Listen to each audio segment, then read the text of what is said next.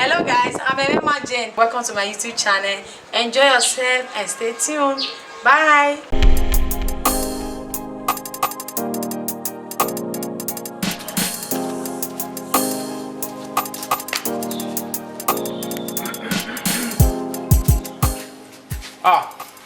I know why. I don't go. Osana ma rowa. Pardon. Hey, I know. Pardon. What hoy? What gonna Pardon sir. Wa me. Ija, ipa kwe me mo gbe na mo never na. Me ma wero wa sa me pa. We ana mo onu eda yi ni. Ara mo sha no ma no wi me ni me bie. Abi mo eda yi a. Only say and I gwiji. Osana no man me do na mo na. Yo me ni ma be wi ma we gba be. Is that what say? Owen wa. I said no, it's just my female friend. Okay, go away me now. Don't know sir. Ike come on. Ke na ya sakwe. Ya se adero we gbede. Egbon egbe mi owo bi bai na. Ina mi owo bi bai na. Emni aja omie. Anya me vie wo ha. Yeah, you probably say Imagwea. Ora so gumi o. Wa mari aja wo bo. Ora ma so gumi. Father, you're going to be my father-in-law very soon. Ano. Tu aseni fo awunu. 12 wa. Aw. O do ayo bo fi moto ma e. Do ayo bo fi moto ma me. Ye, we ta ma won. Egun egbe mi o ma. Ru da gwe. O sa no se bugwe. No wa se bugwe be na. No kin gwe. Ni na wash night ni. Ni ya wash night. Isi ajodo. De oni. O akọ nesin. Who are calling eh? What we all get if you go boy, if you go boy, if you go boy, if you go boy, then you go na. You know, seven moving your wo be. No, I know ya moving away. Ya we wash night. What do ya be one? Fine. If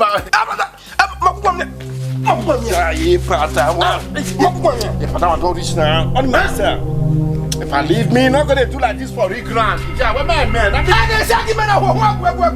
Hey, saki me na hu na ogwena. O han kwekwa. If you go you talk. If I can win now. Me go go be na kin baba.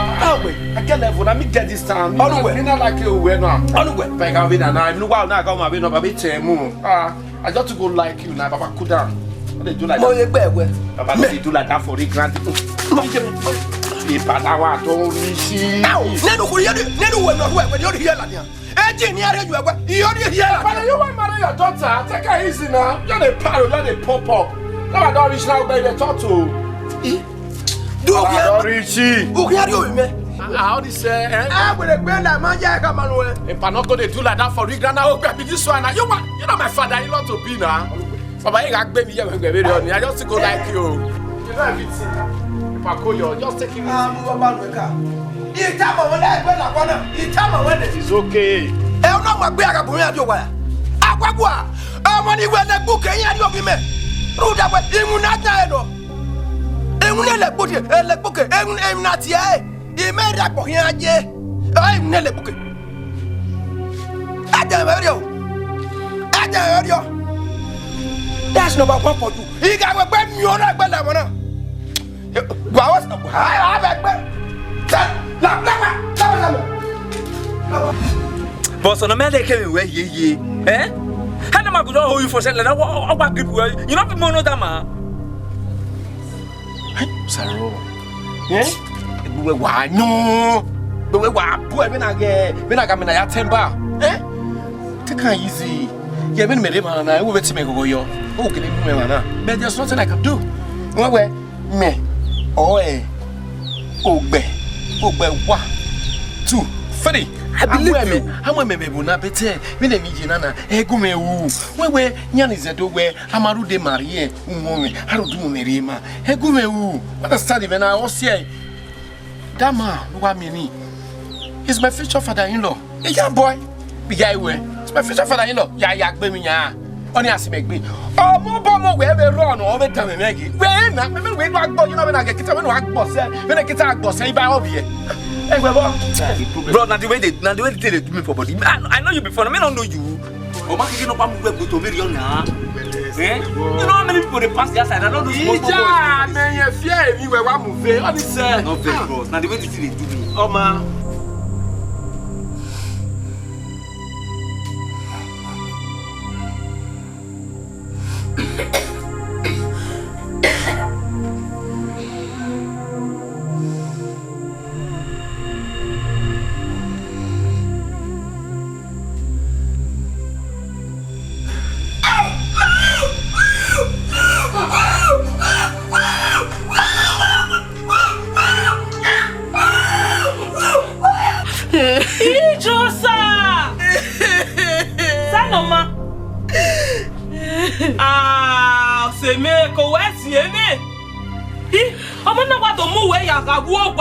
Je m'assette de ta maman. Pour tirer mon sein.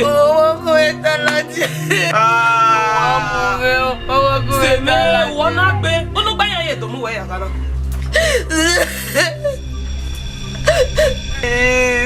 Igbane. Ça maman. Et non. Ah ou pas. E igbava. Ah no we na ginya e vieux na. We na yagbe. Bo sunu da we. No ka wo sunu o mo ku eta wo ro pa wo. O we. No keke na meti zi na we do come. We. Ame mi ne gbo ma zi. Uta merani. Uta merani. O we ku eta mera gbe mu wa.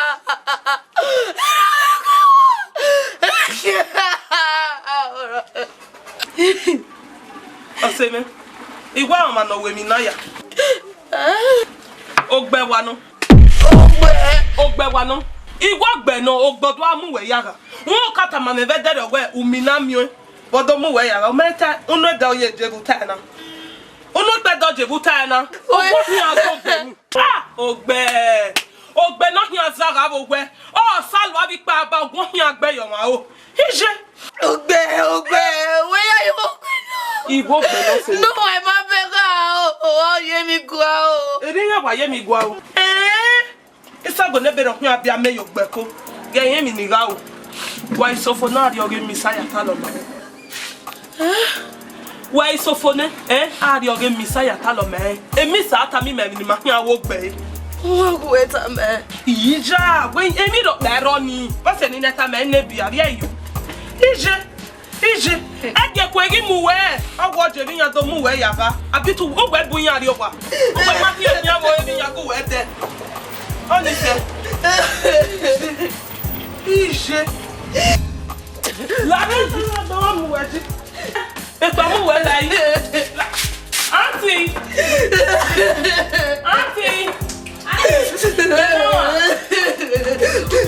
So Gina, no let me back but there was one. Say no ma. Come here, no.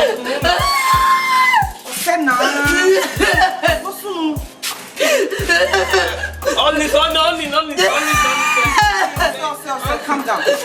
Aunt, say no matter what my baby na we. Igbane ye do mu ye yakawu owa. Igbane. 4 times na do one for his house. Yoba. Say no ma. Oh my God. Sorry.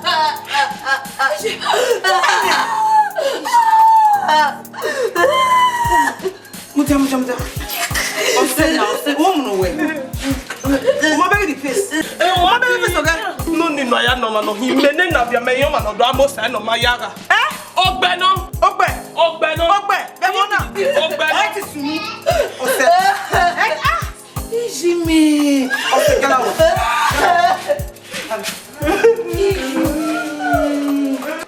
That's the boss. What's up, boss? I'm a helluwe. There's the ugly one. What's up, bro? We make everyone this entire village. Oh, John, we moon when we are about, okay? So you don't got everything you're the fair when you see. You don't got everything you're the fair when you see. That's my boy. That's in there. You know, we know you're gonna take Usainoma. Now you call talk to Usainoma for 2 hours. Usainoma, I come anywhere. Eh? You're a boss now. You don't know everything. Boss of all, boss. You are walking. Okay. If we are boss now, but it's delay. Do again. Now that's what's my boy. You know, say, go to work, but see, me was my. Because no, I'm not good. No. That's the boss. I thought we moon when we get daddy. Entire school say we don't get the go. If you need them on that 24 hours, after Yaku. You're a boss now, don't be guilty. Yeah, baby. We are in my hair, play that. I don't even remember seeing them. Don't be loud, bro. So, don't be loud. Damn, Ogbe. Yeah, Ogbe. I don't condemn boys who say they will come to the challenge. They must be working here. We don't know. See that baby, sign on, man. Yeah, just hear me now. Sign on, man, too sweet. What's too sweet? Sign on, man, too sweet. Big bye. Nah, the boss. What? Oh, we're not working here. What? You for claiming I say the thing, the thing don't work now, boy. I trust the boss. Let me lie you. Hey, baby, big bye. Wait, too sweet. Where you come up, I don't care one more. Yes! Boss, see, sometimes I don't have you. Sometimes they run me down. Sometimes you just don't keep information for me. Last time, man, yeah. If you don't tell me, say, hey, see, matter. You don't claim me, you don't let me talk since. Apa, boy, apa. Guys, that's the boss. That's the boss. That's the case. Who made the bill for me? Very body. We're not going out there. That's the boss. Oh, man, bros. You too much. The village now. You're born. You're born. Thank you. Nothing happen. Nothing happen. No talking. No, baby. Ogbe. In my school, it's out. Hey, I want to die. Yes, now. You put me for darkness. If you say, hey, Osas, gay. I don't know the matter. You tell me. You just put me for darkness. Not so now. Don't reach. Anybody, Anybody, no, you move, see there. Nah, boss, when you not put me for her, you know, me now your boy. You know everything. Not go buy this corner. I'll be that. Yeah. There you go. Okay, let's go. Yeah.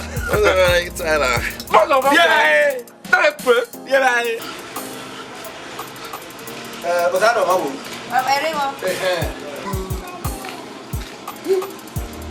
What you be? Baba. Omi o keke de o bodo e. Baba, o ye zige skuba. Enu keke ade obo mi. Eri ono iwe. Baba. Ko yo me. Baba, wa mo gbe na baba na. Ege se na gbagba gogo. Ino ro ime na ku gbe. Ishi una me. Ikina una. Oga ho we ni fi ebere. O be beso ni agun egbo alo be una wo me. E de wa me pe fa wo me. Ina ni mo ki magba ko isansan. No gwa lo de wa do positive me. Okay, all you were here. No wa mo. Okay, on my radio. O yo sa no. Baba. La wo. Ne dia. Odi ko amafie si. Take me. Ama tati radio. O wa pa gbo yo toki. Ka bo ga fie si. O hora. O da we ma dani. Ima o we ibe lo sa bo ari enu. Ni me do agbo pe yo no ko en. Baba. Wo mu bo wa ruro na kwina. Itebie. We mo a. E mo a o. O da we o le ma no sa bo ari enu eni. Aki go sa bo ari enu. Ima no wa do le ma jo do alo e. Ono si na ta. Ka bo ga kuro. Ayo ne baba. Baba mi ya de mire no do ma de mi guve. Dereo. Yo bien.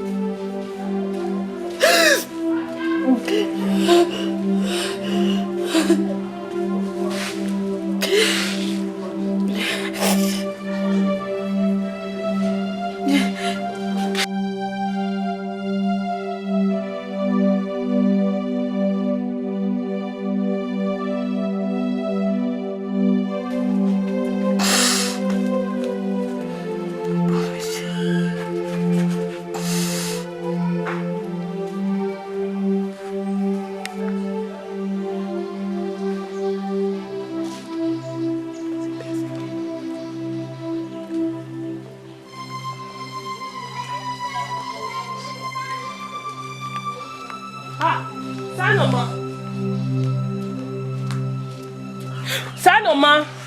Basunu da way. Me hewe wanu do tie me ni marie le so tota ye mo wu pe ba ma na gbosono. Ya here my friend. La gars Oui, mon je le chauve na. Ogbe, basunu. Iya. Atu we ni tamu we dolo ni na we asanso mo do amu ya ga. Asono gbe fi we na ni no ma de gbe ade. No do mu we ya. Who does it? Na iwa hose apia e o gini pedi o. Wa nyewe ona wa nyewe kino to. Sanoma. Iyo sa. E o do ko nu na ri anu si ni yan gbe we jina. Sanoma le de gbere. Sanoma. E o la o wo me no je. Pa lo re. Baba lo we. Me ni we do alo ye ki me be di be lo no mare. O se mo te him. Oma, get ata lo me auntie. Ege ajo la o mo na ti onu na la o. Ah, Sanoma wo se me. A wo se mo hiwa ata ma megbe. Tiketu vota ni ari ogwa ni mi no sunu da we na sunu da me ni medogo gbe ari ma. O dingbe. Gia bo auntie. Ege ajo mo na ta me auntie la wo ege ajo. Ege bo auntie ege ajo la wo. Me me ogwa jagi be ni na na go so.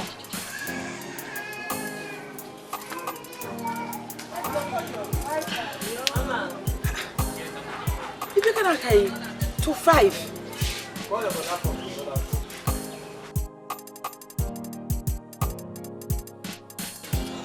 Good evening, ma. Bosunu to 5. You come 4 o'clock. At least you teach for 2 hours. You can't wait me you to 5 now. Auntie, me mo gbe lesson. Is there here Sanoma bo why mamio? Na we ni so wiyan.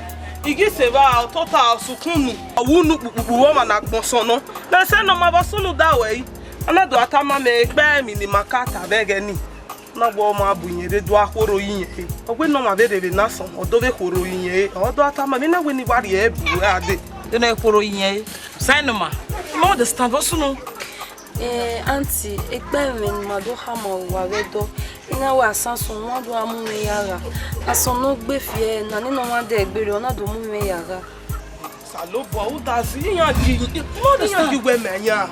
Di person me gbe bere. Uja. Eravo. Ina me ro wa mu bo bi wa so e wo shinet no asanso ya pa.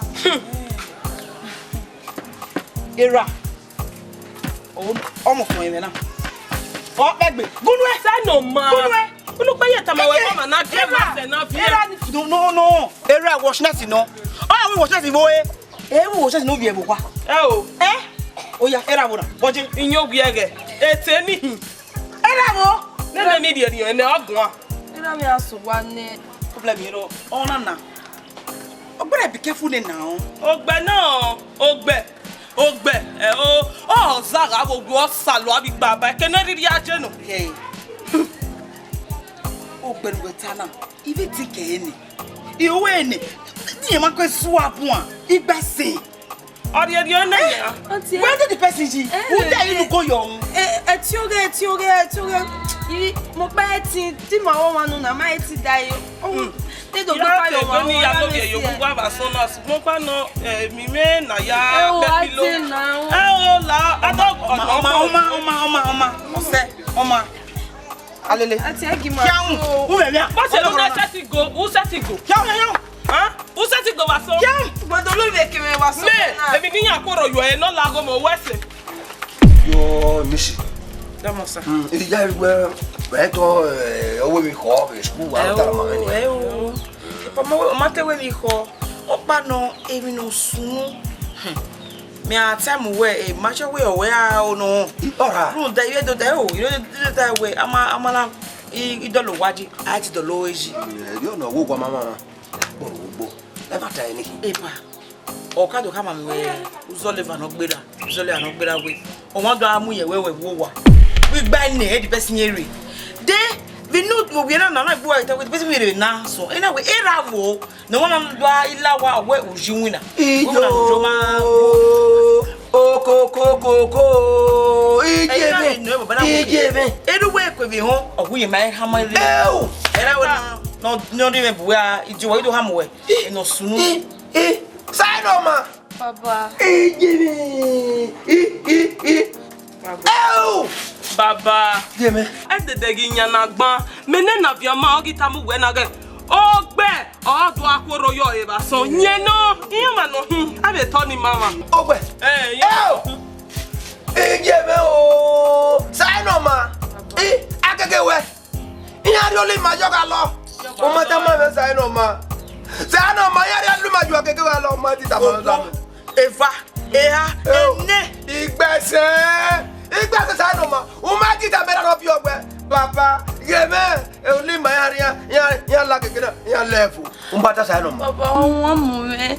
My veneta, my way, and bound to our green was sounds out to Ariopia, who know here. On a gui. O ma diga gui. I did the end. I can go somewhere here. O ma get only my do allo as a home no ma. Umabe sabota bera. Umata ti be daji. Nufia esa home no ma. Oh, Papa, it's so big. Yet today, then no one is of you, my bag. Oh, you are done old in a bed. Oh, what do you want? Sign on ma. Ivata me, akwara ko ana we bako. Me no da we sunu na tamera. Ekwa amunye o, nye wana na o. Sign on ma. Ibi aya solo we imi gbege ko enya ye no ro egbenya ya wo pa ge skin o. Hey, ogbe. Ijeme. Emisi. Uwese. So pa ogbe. Na pa so nye na. Agwa ogbe. Ihin afi ohun. Baba me fe so e yo. Iwi ma e de makari ma iha mo jon were. Oh na de wo lapa na ha miya. Me so e yo ne. Imo ye mo e na we e prove imo bo we ro. Anyone mama ma daji na. Uwese Emisi. Owo madan. Ka na pu afo. Ogbe. Iga wa fi e be yo. Ojo we ma. Okunyo mane. O ki akun ma na ti pupu. Ben meje iga se ti pupu na. Iga se ti pupu na. Ogbe wiwa ijare afwa e di arun. Ogbe wiwa. Oya me wa eta me. Igod ye ni o ene. Ibi we ya solo be imi ga ko wa ya. Okay. Auntie, when you make a mirror,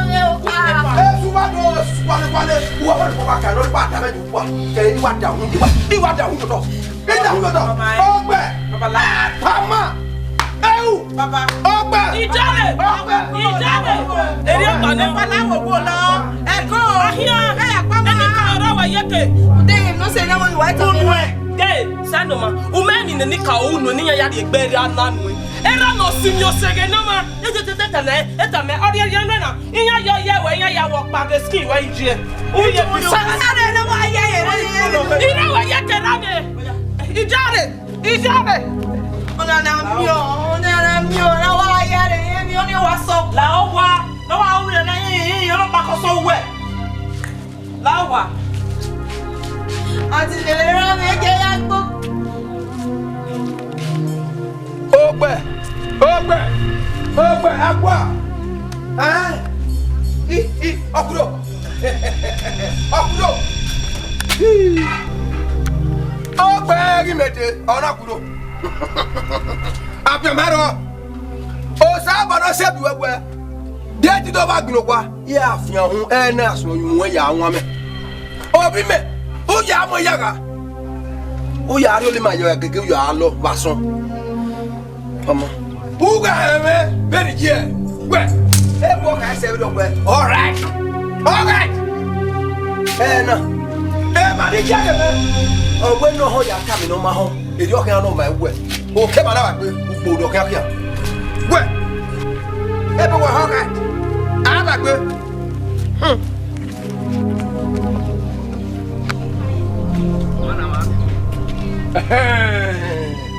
O salo po awa me. O sa bo we se. Agbowo sa gbe wa tege we ma. E pardon mo. Odo gbekede. Wa ta mo gbe ni ire mi o. Iga mi o e. Ina mi o gbe ti afian hu. Domo, ija you Me no ku akwa no. Ogbe. O ka mo bi me, o mi me koko. Ogbe ya mo ya ka ba so. O na hi me re go sleti ne. O wa de we. O ya mu ya ka. O fe o ba gbe. Ye dai. Ye ga gbo e. O wa ni ma ya keke. O ga lo gbe. Ogbe me kam buena. Ogbe sati we very on ya ogbe. Ogbe sati we very on. Ibe tam buena we. Ija iwosu ejo de ogbe. Wa ka we ogbe wa gbe mo baba. E wori ya gbe mo. Ogbe tam me we ogbe mo ki toge. Eba ma ka wo toge. So ma ogbe osime. Erio no ruda wa mi bo. Wori na.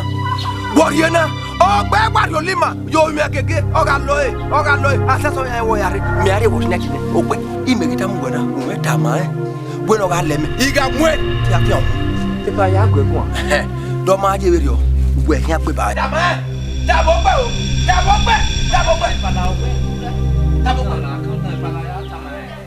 ya tama get at it.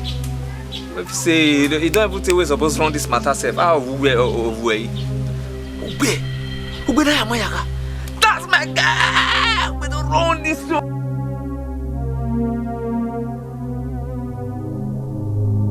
Ugbe, what see me here? You don't be my friend at all. I was see me we even my way run it things so na am me lay me.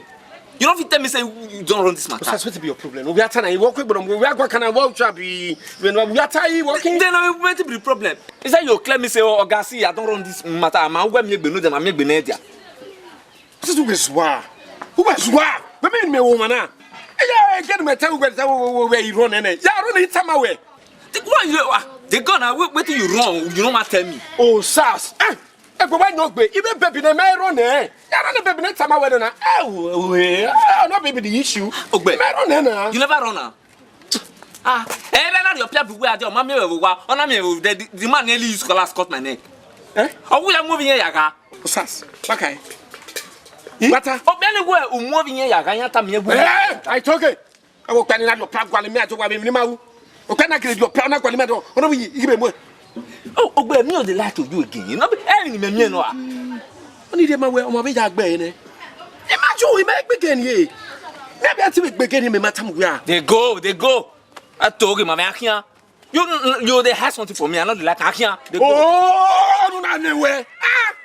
It's a we make begin ye. E go say no my matam we are. E can me e party me dey ye.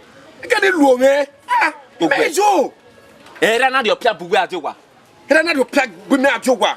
The name matter. The man he say not see you for us now. They want me for road now. He don't need to call us cut my neck now because of your matter. Jesus. They go. I can't. They wow.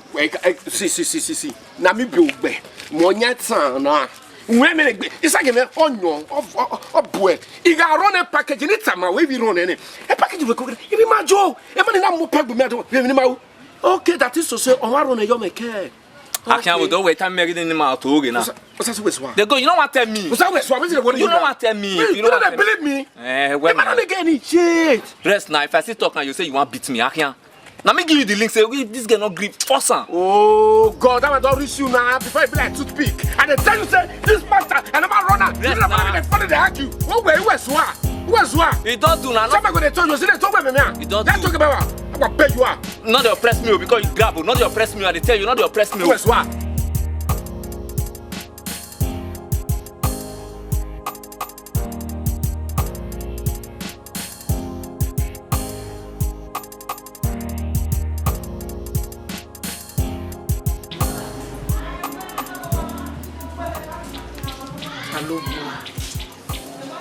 The most I know the best student in it. You can give for choose say that you are one I'm near way. Tanoma. Ogbe. You want to know but one I know. Prove you. Make it this way. Yaki swing.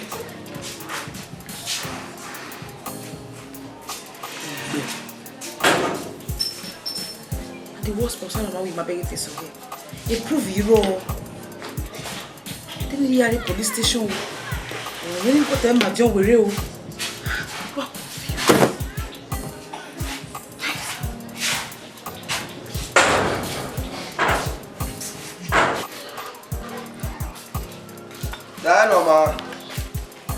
Jano Mariva. Baba. Mo gbene ya pa. Okay. Ba ni le. America ya yo go kwa bwana. Ene ba muri kuli ya ya shingo la budo. Saya no ma. Aku iro saya no ma. Aku iro. Ni ba ni kama mi ko na sao me. Saya no ma. Wiro. Ba ti wiro. Me no se ona ye we wiro. Ti wiro. Ai ni ya la wa ti wiro. Ah? Ti wa wiro. Mo kwini nuro. Igbe ni abi ye ke me ni ala ti yan vanish la wo le to yan la wo me. Won mo pa bi o wa na we na o baba ila yan we pa. Akwiro se no ma akwiro. Se no ma akwiro. Osano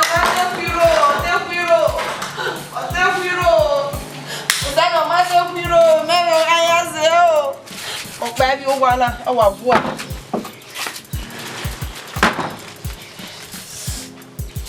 Wagi mo pa bi o wa o. Me no va be fo. Me se que de bo wie. Ah, ça non. Wasono. Ta bene.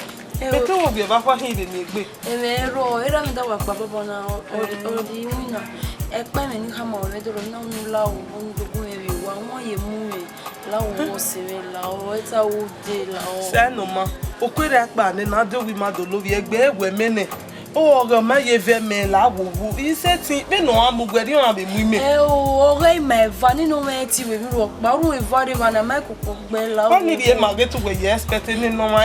Asaso ya re me ya la wo se meta wo de la. Mama, o ke be so Gume yata me auntie e be mi asunda mo mi ke na ke ni la. O eta me auntie emi auntie yan wa won ga won na to bi ma. Se no mo ipologbera ni do lobo kan no deri. O gume yata me auntie e be mi asunu e go wu wari e ge akan. Mi yata me la re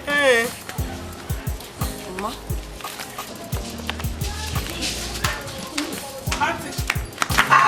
My girls. Oh yeah. What are you going to say? What are you going to say? Oh, na him yo so wa meje o sa no ma bu mi ade. Ogun amuye ge eri yen pa wo wa re negi yan pa TV e. E no we do kama we mi no sunu dai. Imo no be sunu da me ne do love fa no deri e. No me say no we do kama. Sa no ma. E worry won. Mi ro pa sunu da we. Mu e yeru ne. Ke na pa. Oro pa re gbe la wa we do anything. Ya lele, ya lele. Sa no ma. Wo pa kan vie ve na. Now I worry. We let you on my trust in. Afiama. Auntie dey on the gawala. Gavi o. Wo go ma dey see. Wo ma dey see. Wo we no wa dey see. And everybody wa vie. Auntie, worry. Ile ru yo ne. Mo pa. Auntie no na wi ani pass through wo wa. No na wi ani la pera wo wa auntie. Na Afiama, get ya yo. Lele. Auntie mo be auntie na Afiama auntie we tu bebe na Afiama adekwa na mama wa lele we ma adekwa auntie Adekwa na Afiama na Afiama na re ke ya bi o auntie la ko po we adekwa na Afiama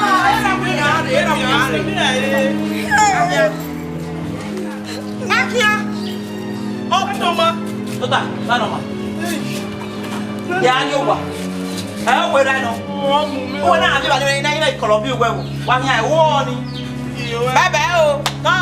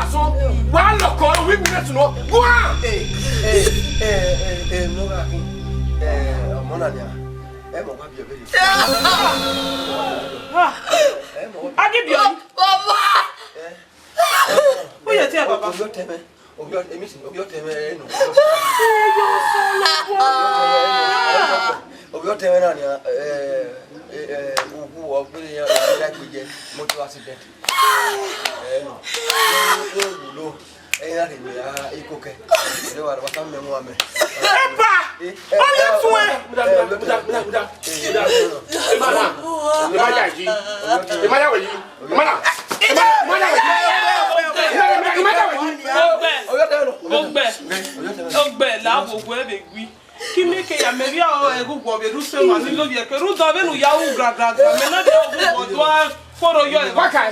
ibi me dia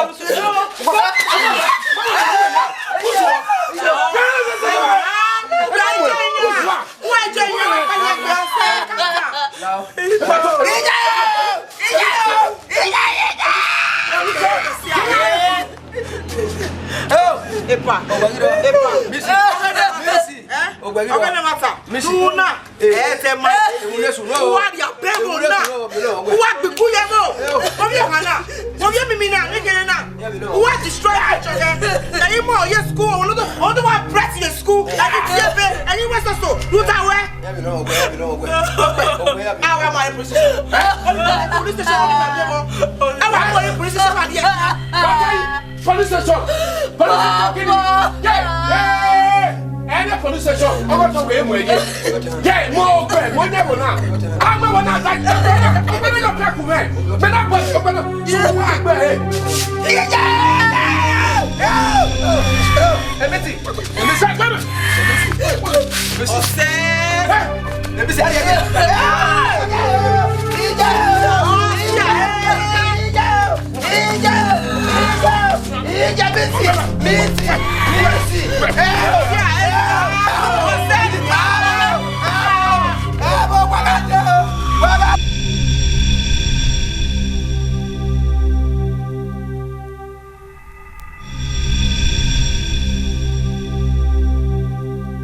Hey, Rudano na wetu zanzabe e mobina moto. Eyin na agbo mi gun. Ogbe. Si ame, ije se, ije ime mu palele mi an ti o abi. Ya gi o ha. Me hari word. Ba hari word.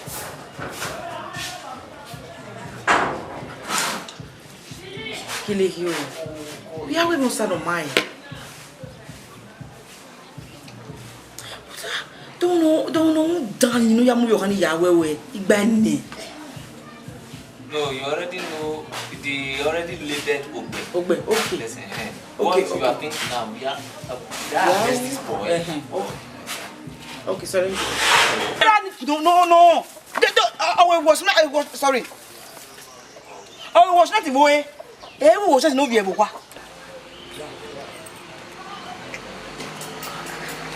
If you cannot hear me, fine. Let me take it again to call the sound. Right? Go. Keep the bad sound. No noise. Andrew. I dey record. No noise. Action.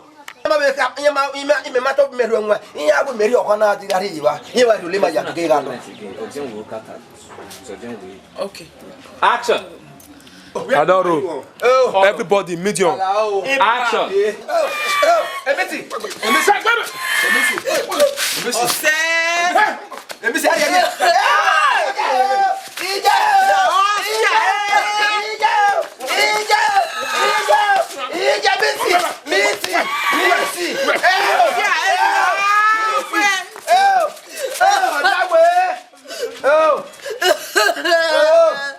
Aro.